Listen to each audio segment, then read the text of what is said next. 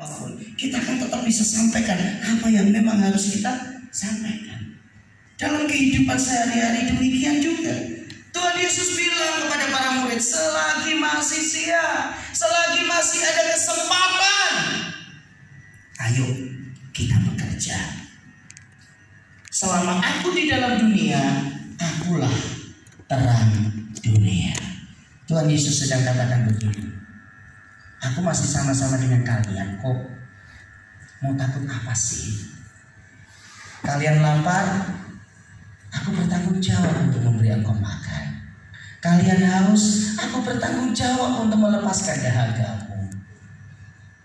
Tuhan Yesus ada di mana? Dalam hati. Berarti ketika kita sedih, Tuhan Yesus rasa sedih tidak?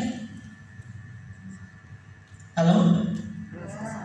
Ketika kita sedang kalut, ketika kita sedang frustasi, ketika kita sedang berjalan terseok-seok dalam kehidupan ini, Tuhan Yesus rasa enggak? Sangat terasa. Sangat merasakan. Tetapi kadang-kala kita cuek, kita nggak nyadar Tuhan Yesus ada sama-sama kita.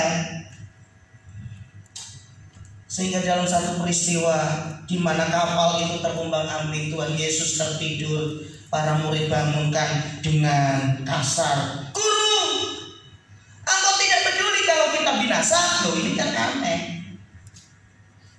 Padahal sebelumnya para murid sudah melihat mujizat demi mujizat dilakukan oleh Tuhan Yesus. Tetapi ketika Tuhan Yesus tertidur, mereka bilang, "Guru, engkau tidak peduli kalau kita binasa." Di kapal masih ada Tuhan Yesus loh. Kenapa saudara? Karena kita hilang fokus. Bapak Ibu dengarkan saya baik-baik. Sakit penyakit bisa membuat Bapak Ibu hilang fokus. Berantem dengan istri, berantem dengan suami bisa membuat Bapak Ibu hilang fokus. Itulah sebabnya kita harus bisa memanage hati kita untuk jangan sampai kehilangan fokus. Amin.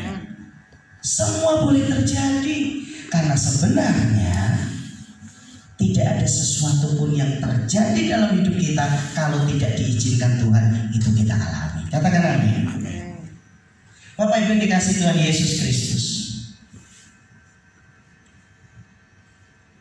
Tuhan Yesus nggak panjang lebar. Dia tidak memberikan pengajaran yang terlalu bertele-tele. Ayat yang ke-6 Tuhan Yesus langsung beraksi. Ayat yang ke-6 kata, oke. Setelah ia mengatakan semuanya itu, ia meludah ke tanah dan mengaduk ludahnya itu dengan tanah, lalu mengoleskannya pada mata orang buta tadi. Saya mau nanya, cara Tuhan yang seperti ini kalau menurut orang yang belum pernah kenal Tuhan jorok gak sih? Sangat jorok. Halo, Bapak Ibu ada di sini? Saya bertanya, cara Tuhan ini loh, meludah ke tanah, mengaduk dengan ludahnya, mengoleskan pada mata orang buta. Kalau orang itu gak kenal Tuhan Yesus, sudah lakukan begitu banyak mujizat, kira-kira orang menganggap apa yang dilakukan Tuhan Yesus jorok gak sih? Roh Kudus kasih pengertian yang sangat luar biasa, saudara. Kadangkala jorok buat banyak orang itu dipakai Tuhan untuk menyatakan kemuliaan. Saya tidak sedang mengajarkan saudara untuk jorok, tidak. Jangan salah berpikir. Artinya begini loh, tidak selamanya Tuhan memelekkan orang buta dengan cara meludah lalu mengaduk di tanah dan menempelkan di mata. Kadang-kala Tuhan Yesus cukup berfirman, "Bu,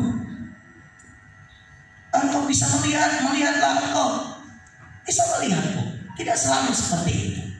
Tetapi kali ini Tuhan Yesus meludah lalu dia mengoleskan tanah itu ke dalam matanya. Tuhan Yesus sedang berkata dan mengajar kepada para murid bahwa taat saja sekalipun mungkin bagi banyak orang itu sangat tidak wajar.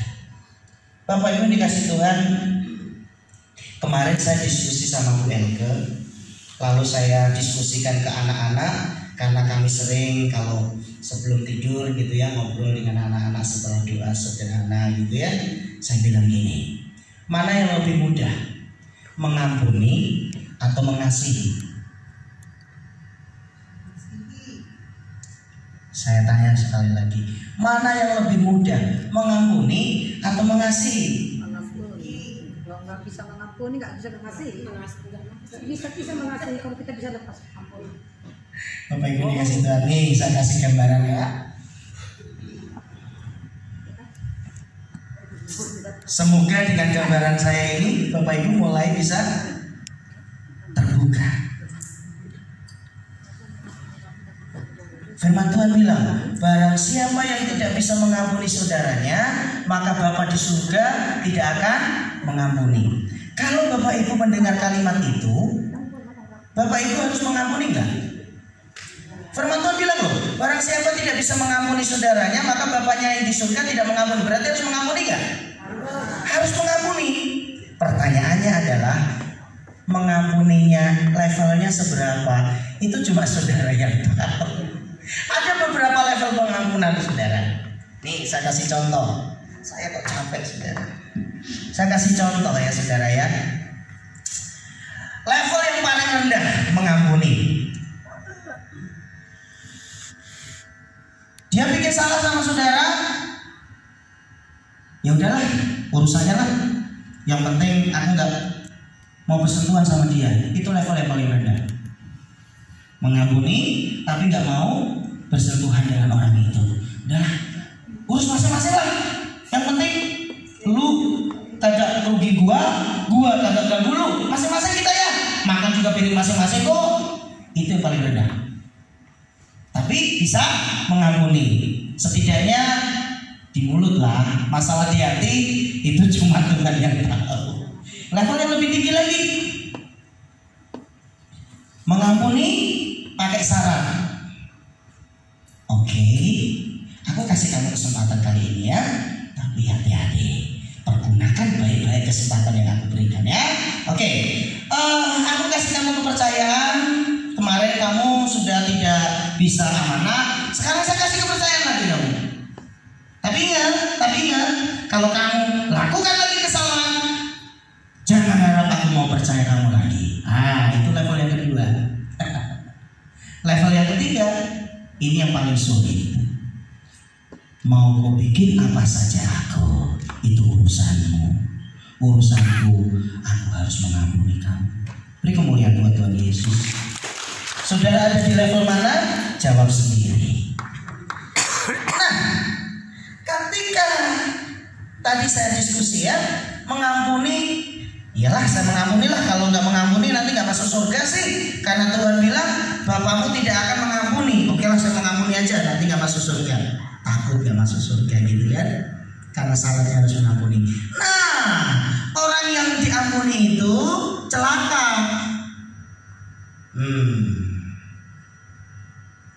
Kalau saudara bahagia, senang, orang yang pernah musuhin kamu celaka, berarti saudara pengampunannya masih level yang paling rendah, saudara.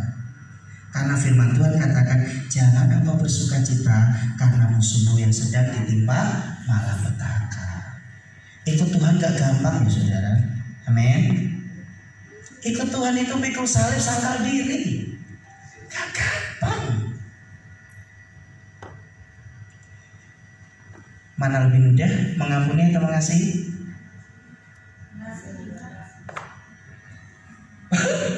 Belum nyambung. Oke, saya tambah lagi. Saudara, katakanlah si Jono, karena di sini ada nama Jono kan? Katakanlah si Jono utang sama saudara. Aku bayar anak sekolah 200.000 lah. Padahal saudara uang 200.000 mau pakai untuk katakanlah ada keperluan yang penting gitu, tapi masih bisa ditunda karena dia bilang 1 minggu lagi dia mau kembalikan, dan memang 1 minggu lagi saudara baru pakai uang itu. Si Jono nih ya, si Jono, karena nggak ada nama Jono di sini. Nah kemudian 1 minggu berikutnya, pas hari-harinya saudara butuh uang itu untuk keperluan saudara itu, saudara telepon John. Ini udah 1 minggu kan? Iya, aduh sorry, bisa please, sorry. Besok lah ya. Saya mau nanya sama saudara, jengkel nggak? Kira-kira kalau si Jono datang lagi kepada saudara, saudara bisa percaya sama Jono nggak? Tidak. Sangat sulit. Tetapi ketika Jono lagi pergi kerja, kemudian karena kena musibah dia keserempet, lalu masuk rumah sakit, saudara dengar dari temannya si Jono, si Jono kasihan, dia keserempet motor, sekarang dia lagi di rumah sakit. Nah saudara yang dikasih Tuhan, pertanyaan saya, lebih mudah mana, mengampuni atau mengasihi? Kalau mengampuni, oke lah si John, aku kasih kamu kesempatan lah, minggu depan kamu bayar. Tapi kalau itu mengampuni. Tapi kalau mengasihi, ketika Jono dalam keadaan seperti itu, saudara masih menolong si Jono yang sudah bikin rugi saudara. Mana yang lebih mudah, mengampuni atau mengasihi? Mengampuni lebih mudah daripada mengasihi. Kenapa saya katakan seperti itu? Yohanes pasal 3 ayat 16. Karena begitu besar kasih Allah akan dunia ini, sehingga dia memberikan anaknya yang tunggal, supaya barang siapa yang percaya kepada dia tidak binasa, melainkan beroleh hidup yang kekal. Dan kasih itu sempurna, sehingga dia mau mati di atas kayu salib. Kasih itu identik berkorban saudara, sehingga mengasihi itu lebih sulit daripada mengampuni. Karena mengampuni ada level-levelnya tadi yang saya sampaikan saudara. Tapi kalau mengasihi nggak pakai level saudara. Mengasihi itu kasih kepada Allah dan kasih kepada sesama. Makanya disebut hukum yang terutama. Kasihilah Tuhan Allahmu dengan segenap hatimu, segenap kekuatanmu, dan dengan segenap akal budimu, dan kasihilah sesamamu manusia seperti engkau mengasihi dirimu sendiri. Bapak Ibu dikasih Tuhan, setelah ia mengatakan semuanya itu yang meludah ke tanah dan mengadul ludahnya itu dengan tangan, lalu mengoleskannya pada mata orang buta tadi, dan berkata kepadanya, pergilah, basuhlah dirimu dalam kolam Siloam. Siloam artinya yang diutus. Maka pergilah orang itu, ia membasuh dirinya, lalu kembali dengan matanya sudah melek. Saya mau bertanya, ketika Tuhan Yesus mengoles dengan air ludahnya yang dicampur dengan tanah, kemudian berkata, pergilah ke kolam Siloam, orang itu sudah melek belum? Ayo baca baik-baik. Dan berkata kepadanya, pergilah, basuhlah dirimu dalam kolam Siloam. Siloam artinya yang diutus. Perhatikan baik-baik. Yuk baca sama-sama yuk, supaya kita belajar firman Tuhan. 3, 2, 1. Maka pergilah orang itu, ia membasuh dirinya, lalu kembali dengan matanya sudah melek.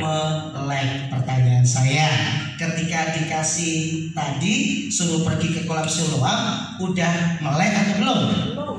Belum.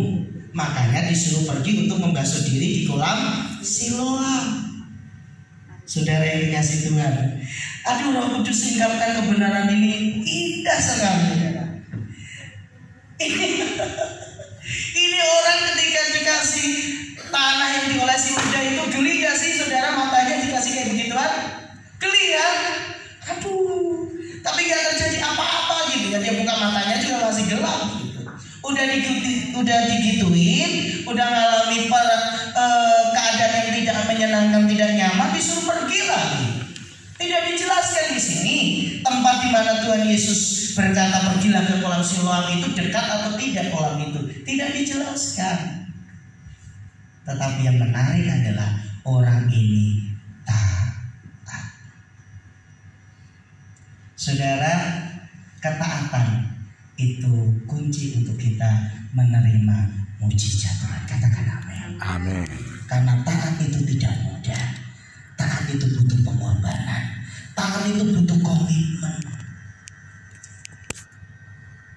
Bapak Ibu dikasih Tuhan.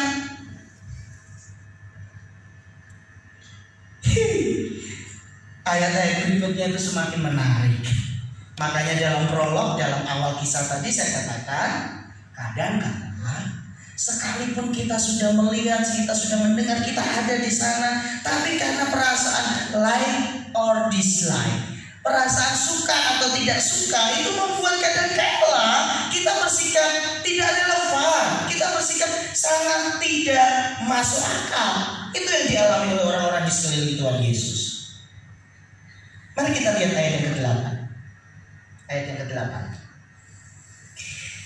Tetapi tetangga-tetangganya dan mereka yang dahulu mengenalnya sebagai pengemis. Berarti pekerjaannya apa orang yang buta sejak lahir ini? Pengemis. Berkata, bukankah dia ini yang selalu pengemis? Kira-kira paham gak kalimat ini kenapa sampai diucapkan?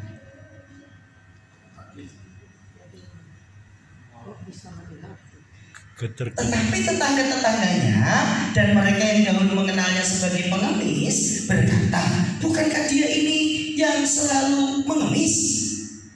Ada yang berkata, benar dialah ini. Ada pula yang berkata, bukan, tetapi ia serupa dengan dia. Orang itu sendiri berkata, benar, akulah itu. Saudara, kalau seandainya saudara ada dalam peristiwa itu, saya punya pengalaman begini saudara. Satu ketika saya buka di postingan Facebook, ada seseorang yang sedang tergolek lemah di ranjang rumah sakit. Wajahnya tuh mirip sekali dengan seseorang yang saya kenal. Kemudian saya screenshot, saya kirim kepada orang yang saya kenal tersebut. Saya bilang, ini benar Anda? Ini kapan kok saya sampai nggak tahu? Jawabannya bikin saya kaget. Di dunia ini Pak Pendeta, ada 7 yang kembar sama kita. Waduh, bingung saya dengan kalimat itu. Dia bilang katanya di dunia ini ada 7 orang yang kembar dengan kita, maksudnya mirip-mirip gitu loh.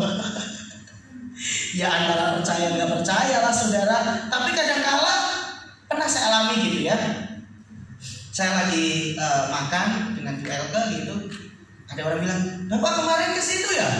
Perasaan kagak gitu ya. Oh mirip kali, saya gitu-gitu aja.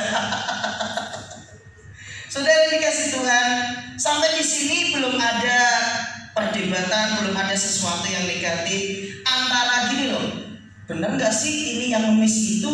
Perasaan kagak deh, kan dia buta. Kita kenal dari orang juga dia buta. Sekarang udah jalan-jalan. Ah, isi orang yang mirip. Kira-kira kalau kalimat itu terucap masih wajar nggak saudara? Wajar dong. Orang sehari-hari kelihatan dia buta, tiba-tiba nggak buta gitu kan? Tapi menjadi tidak wajar ketika orang itu ditanya dia berkata benar, akulah itu. Lalu orang itu nggak percaya, itu yang jadi masalah. Lalu kita akan belajar lebih jauh lagi. Ayat yang ke-10, Mas Jo. Kata mereka kepadanya, bagaimana matamu menjadi melek? Kata mereka kepadanya, bagaimana matamu menjadi melek? Kalau menurut saudara, ini termasuk kategori kepo atau cari informasi atau benar-benar pengen tahu? Diborong. Ayat yang ke-11, jawabnya, orang yang disebut Yesus itu mengaduk tanah, mengoleskannya pada mataku dan berkata kepadaku, pergilah ke Siloam dan basuhlah dirimu. Lalu aku pergi, dan setelah aku membasuh diriku, aku dapat melihat. Kira-kira dengan penjelasan seperti ini udah fix, udah clear, udah jelas atau belum? Saya ulangi. Jawabnya, jawab orang yang udah dimelekkan matanya oleh Tuhan Yesus. Orang yang disebut Yesus itu, saya mau bertanya, dari mana orang buta ini tahu itu Yesus? Karena sering mendengar ada orang namanya Yesus sering buat mujizat, mengaduk tanah, mengoleskannya pada mataku. Kenapa dia bisa cerita padahal dia tidak melihat? Ya iyalah, kan pasti rasa ketika tanah yang diludahi Tuhan Yesus itu ditempel di mata, betul nggak? Dia saksi kunci, dialah yang mengalami, lalu disuruh pergi membasuh diri, lalu bisa melihat. Ayat yang ke-12, lalu mereka berkata kepadanya, di manakah dia? Jawabnya, aku nggak tahu. Saya mau nanya nih, kira-kira orang yang bertanya di mana dia, di mana Yesus yang sudah melahirkan kamu itu, tujuannya pengen ngalami mujizat yang sama atau pengen mengkonfirmasi kok, ingin mencari tahu kebenarannya, apakah benar yang diceritakan itu. Nah, saudara dikasih Tuhan, lalu mereka membawa orang yang tadinya buta itu kepada orang-orang Farisi. Di sini jadi masalah. Bapak Ibu yang dikasih Tuhan, aduh, saya itu kalau baca kisah-kisah yang berkaitan dengan orang-orang Farisi itu kadang gemes gitu ya saudara ya. Kenapa? Perhatikan baik-baik. Sepanjang pelayanan Tuhan Yesus yang 3,5 tahun itu, selalu Tuhan Yesus itu berseberangan dengan orang Farisi. Betul saudara? Selalu berseberangan dengan orang Farisi. Kenapa sih? Karena orang-orang Farisi ini orang-orang munafik saudara. Dia itu kalau kelihatan di orang banyak itu baik, kemudian taat agama, kemudian lakukan hal-hal yang pokoknya dipuji, tetapi Tuhan lihat itu cuma kepura-puraan. Makanya Tuhan Yesus berulang kali katakan, kau itu seperti kubur yang dicat putih tapi dalamnya itu tulang belulang. Bahkan Tuhan Yesus bilang, hei kamu ular beludak. Bahkan Tuhan Yesus bilang, jika kehidupan kekristenanmu tidak lebih daripada orang Farisi. Jadi memang Tuhan Yesus itu ngadepin orang Farisi ini luar biasa saudara ya. Lalu mereka membawa orang yang tadinya buta itu kepada orang-orang Farisi. Kenapa kepada orang Farisi? Ini kan menjadi menarik saudara. Kenapa kepada orang Farisi? Karena orang-orang Farisi dikenal sebagai orang-orang yang beragama. Orang-orang Farisi dikenal sebagai orang-orang yang memiliki tingkat kerohanian yang tinggi bagi orang-orang yang melihatnya, sekalipun mereka tidak tahu, padahal itu hanya sebuah kepura-puraan saja. Lalu mereka membawa orang yang tadinya buta itu kepada orang-orang Farisi. Next ayat 15, silakan. Adapun hari waktu Yesus mengaduk tanah dan memelihara mata orang itu adalah hari Sabat. Nah, jadi masalah di sini saudara.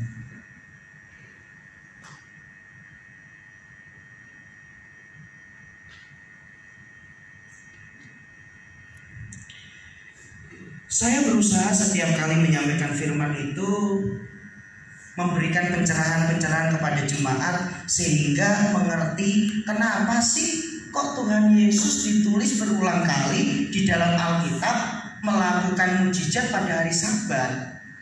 Apakah Tuhan Yesus nggak ngerti bahwa hari Sabat itu hari yang dikhususkan? Apakah Tuhan Yesus sengaja bikin gara-gara atau gimana? Saya akan jelaskan kepada saudara. Saudara masih ingat Tuhan Yesus menembak lah ya bahasa saya orang-orang Farisi dengan berkata, kalau salah satu lembumu terperosok ke jurang pada hari Sabat, apakah engkau tidak menolongnya? Masih ingat kisah itu? Berbuat baik pada hari Sabat itu tidak apa-apa. Saudara dikasih Tuhan, saya akan jelaskan ya. Bangsa Israel itu hidup berdasarkan hukum Taurat, ya. Taurat itu artinya hukum-hukum, ya, aturan-aturan dari kata Taurat. Nah, dari hukum-hukum itu yang paling terkenal itu adalah 10 perintah Tuhan, atau yang sering kita kenal sebagai dasar titah. Hormatilah orang tuamu, jangan ada patung, jangan ada Tuhan di hadapanmu, bla bla bla bla bla. Di situ juga ada kalimat kuduskanlah hari Sabat. Nah, supaya saya jelaskan di sini kenapa sampai ada perintah kuduskanlah hari Sabat. Jadi begini Bapak Ibu, manusia itu pada dasarnya serakah, ya. Manusia itu pada dasarnya tidak pernah puas, sehingga kalau dia tidak diingatkan bahwa harus ada waktu di mana engkau harus memberikan waktumu untuk Tuhan, kadang lupa gitu saudara. Tuhan mulai membandingkan hari Sabat itu dengan proses awal penciptaan semesta. Hari pertama jadilah ini, hari kedua 3, 4, 5, 6. Kemudian di hari yang ke-7 Tuhan beristirahat. Sehingga hari yang ke-7 dikatakan kuduskanlah hari Sabat. Karena di hari itu adalah hari di mana engkau beristirahat, hari itu di mana engkau memberikan syukurmu karena sepanjang sepekan Tuhan telah menolong engkau. Sehingga aturan kuduskanlah hari Sabat pada waktu itu dianggap sebagai hari yang sangat sakral. Bangsa Israel tidak boleh melakukan apapun, aktivitas apapun tidak boleh. Sehingga mereka kalaupun memasak, mereka sudah memasak di hari Jumatnya. Sehingga hari Sabtu tidak bikin apa-apa selain untuk beribadah. Nah, ketika Tuhan Yesus melakukan mukjizat pada hari Sabat, maka orang-orang Farisi yang gambaran dari orang-orang Kristen yang legalitas saja gitu ya. Jadi Kristen yang penting dikenal orang-orang Kristen gitu. Tapi sebenarnya hidupnya tidak seperti Kristus. Ketika melihat bahwa Yesus melakukan mukjizat di hari Sabat, itu menjadi satu alasan untuk mempersalahkan Tuhan Yesus. Tetapi caranya sangat manis. Kita lihat ya, ayat yang ke-15. Ini makin seru. Karena itu orang-orang Farisi pun bertanya kepadanya, mulai diinterogasi saudara ya. Bagaimana matanya menjadi melek? Jawabnya, ia memoleskan adukan tanah pada mataku, lalu aku membasuh diriku dan sekarang aku dapat melihat. Perhatikan baik-baik di ayat yang ke-16. Maka kata sebagian orang-orang Farisi itu, perhatikan baik-baik. Maka kata sebagian orang-orang Farisi itu, kalau sebagian berarti ada yang sependapat atau tidak saudara? Pasti ada yang berseberangan juga ya. Orang ini tidak datang dari Allah sebab ia tidak memelihara hari Sabat. Itu bagian yang pertama. Sebagian pula berkata, bagaimanakah seorang berdosa dapat membuat mukjizat yang demikian? Maka timbullah pertentangan di antara mereka. Yang sebagian bilang, nggak mungkin dari Allah melanggar hukum kuduskan hari Sabat. Yang sebagian bilang, kamu nggak dari Allah kok bisa bikin mukjizat? Bertentanganlah mereka. Terbagi dua gap. Gap yang satu klaim bahwa Yesus tidak datang dari Allah karena melanggar hukum Sabat. Klaim yang kedua, gap yang kedua, tidak mungkin kalau tidak dari Allah kau bisa berbuat mukjizat. Bapak Ibu yang dikasih Tuhan, dari zaman bahela, dari zaman dulu, yang namanya pertentangan itu biasa. Katakan biasa. Biasa. Jadi kalau ada pertentangan itu jangan wih, kenapa sih ini? Oh, harusnya biasa, saudara, biasa. Apalagi kalau jadi pemimpin nggak siap ditentang, jangan jadi pemimpin. Karena dalam sebuah kelompok itu pasti ada pro dan kontra, itu biasa. Orang Farisi aja, satu golongan Farisi, yang satu bilang itu tidak dari Allah kok buat mujizat dari sahabat. Yang satunya kalau nggak dari Allah kok bisa bikin mujizat. Tuh, satu kelompok aja begitu, saudara. Tapi lebih baik gak bertentangan ya. Ayat yang ke-18. Ayat yang ke-17. Lalu mereka berkata pula kepada orang buta itu, karena mereka udah ribut. Lalu ditanya. Lalu kata mereka pula kepada orang buta itu, dan engkau, apakah katamu tentang dia? Karena ia telah memelihara matamu. Jawabnya, ia adalah seorang nabi. Tuh, saudara, saya mau nanya nih ya. Sebagai orang yang terlahir buta sejak lahir, kira-kira dia sempat ibadah gak sih tiap hari Sabat? Aku nanya lagi, ayo kita aktifkan imajinasi. Sebagai seorang yang terlahir buta sejak lahir dan menjadi pengemis, kira-kira dia rajin gak sih datang beribadah tiap hari Sabat? Sangat-sangat tidak. Sehingga dia hanya dengar-dengar kalau orang bisa melakukan mujizat itu pasti nabi. Ingat gak kisahnya Naaman? Dia datang karena kisah dari cerita dari bujangnya yang anak-anak itu. Lalu sang raja bilang, kau cari gara-gara ya? Emangnya aku Tuhan? Sang raja bilang gitu. Akhirnya Nabi Elisa menyembuhkan, bukan? Jadi nabi pada waktu itu identik seorang yang dipakai Tuhan untuk melakukan mujizat. Udah jam 6. Pemain musik, singers, silakan maju ke depan. Saya akan lanjutkan nanti di awal bulan bertepatan dengan perjamuan kudus. Haleluya.